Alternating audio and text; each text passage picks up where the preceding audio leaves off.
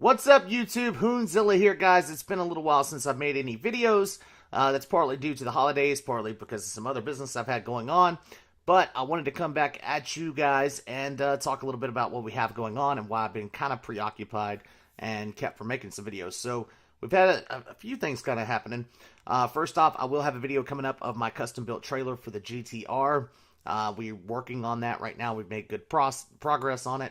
And then today we're going to do a video, you can see from the description, it's about firearms. So, I'm going to make a long story kind of short. We ended up taking a trip, going on vacation. We had to pick up some firearms for my father.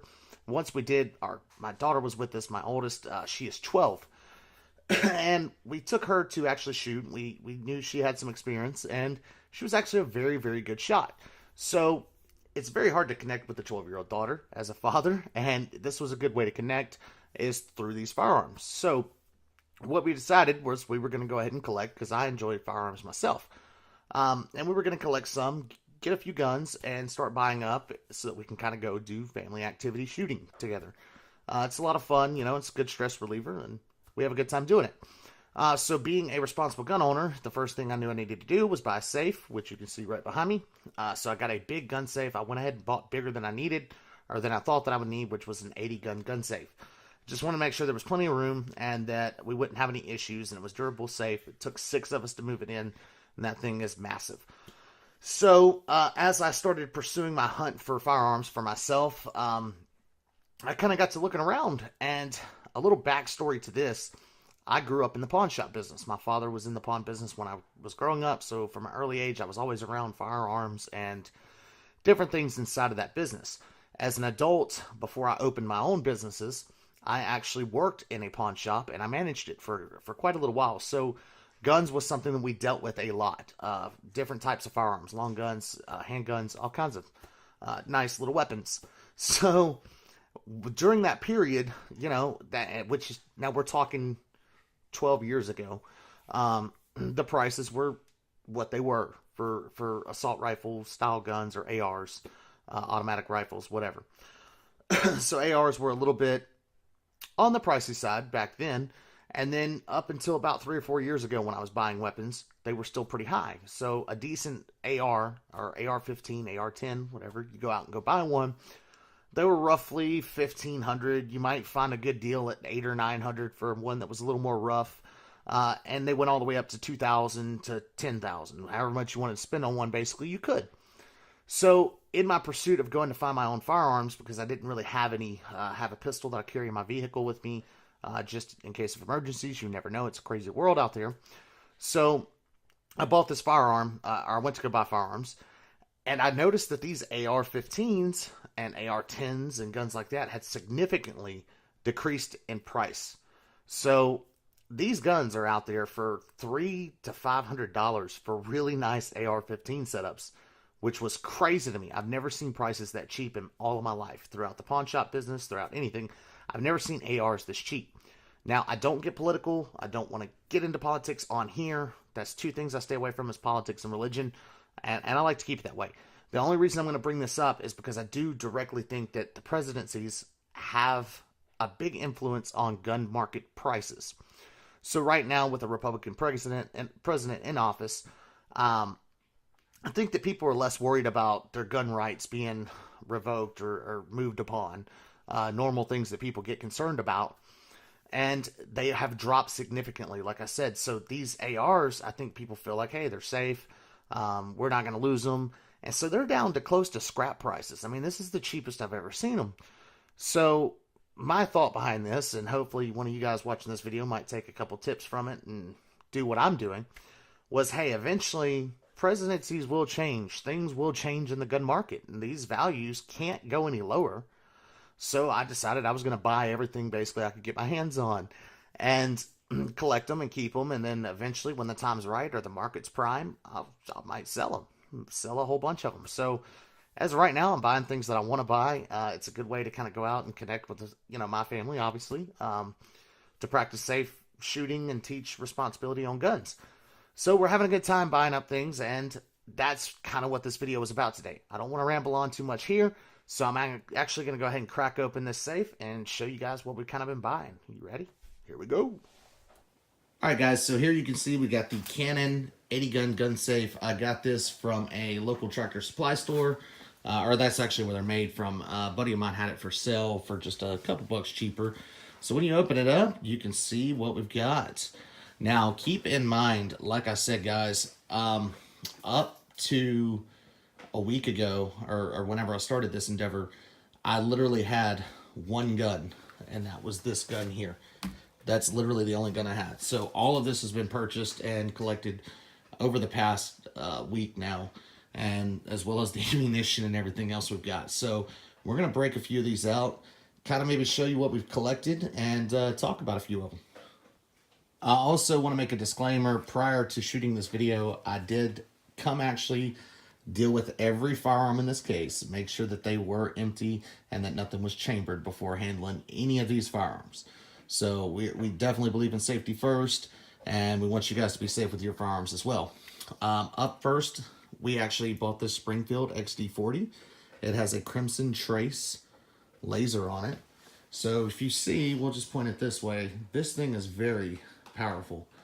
It actually has quite a bit of range on this laser. The guy that I purchased this from told me that the laser itself was about $300. So it's a really nice gun. This would be more of a concealed carry, and what I would carry if I was going to use my concealed permit to good use. It has a very nice holster here, and it fits there in that pocket there. This was the firearm that I've been carrying previously. This is a Taurus PT 640 Pro. It's a decent firearm. You can see it's got some wear on it. It really needs a good thorough cleaning, just because this is actually just set in the truck right there in the console.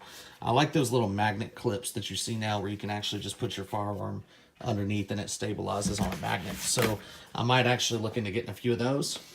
This I got from a buddy. This is a Tech 9.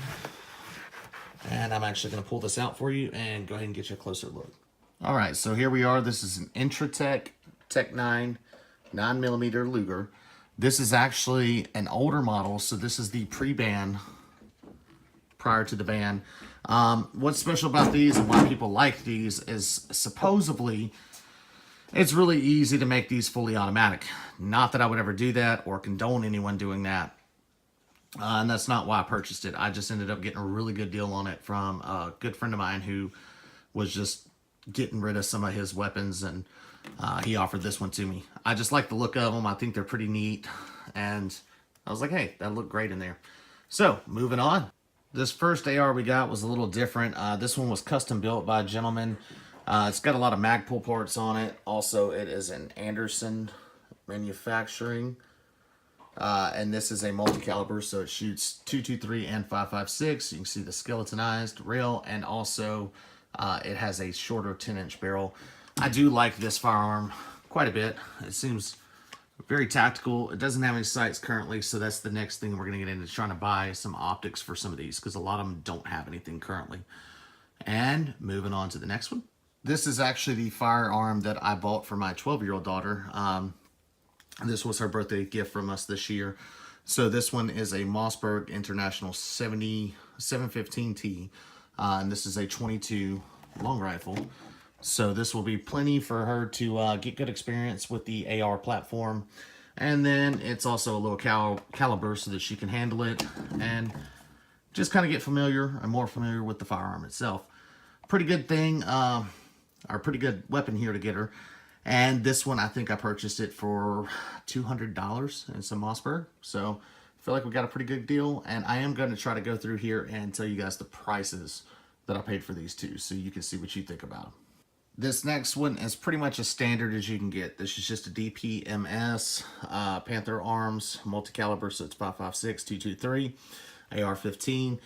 It's pretty stock. There's not a lot going on here. I don't think I gave very much for this gun. I want to say that it was $350 is what I gave the gentleman, and it was brand new. He said he had never fired a round, or he might have fired one round through it.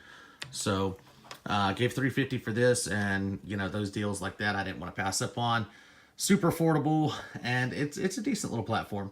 I know it's the lower scale of ARs that you can get, but DPMS still, you know, I've shot quite a few of them and never had any issues with them. This is probably my favorite in the collection. So this is a Chris Vector. It shoots 45 ACP. This actually has an aftermarket grip here. The rear stock, I believe, is aftermarket, and also the extended barrel here. This is these guns are a little bit different. You've probably seen them on Call of Duty, and it was cool just to be able to own one and have it in my personal collection. It's a little more on the pricey side. This one didn't actually come down a whole lot, but I still got a really good deal on it.